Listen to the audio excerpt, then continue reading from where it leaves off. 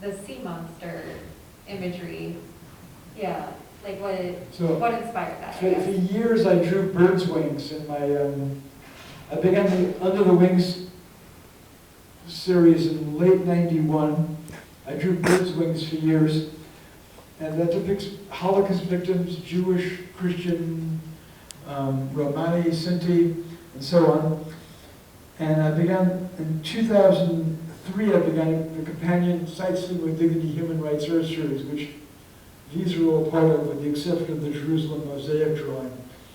And I think it was in 2016, I did a drawing of a young Greek man, a rapper, who was slain in Greece by a right-wing Greek, like, fascist type.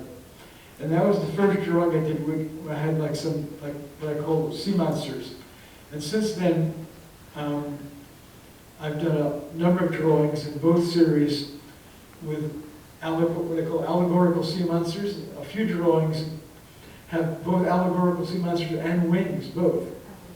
So, and I was doing, teaching in schools for so many years, and I think the wings and the allegorical sea monsters I found really useful in my slide PowerPoint presentations with kids, whether, whatever age, 8, 10, 12, 15, college students, especially with students, the school kids, asking them what their interpretations were. Why the wings? Why the allegorical sea monsters? And I always throw the questions back to the audiences.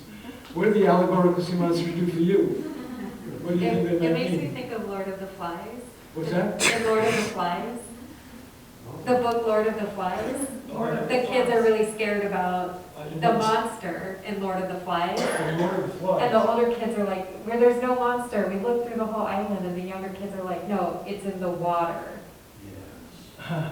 Well, and there are psalms that detail sea monsters too, that made me think about that. Psalms, in the Psalms there are references to huge sea monsters. Oh, really? That's good to know. Thank you. Many years ago, I wrote an article which is unpublished.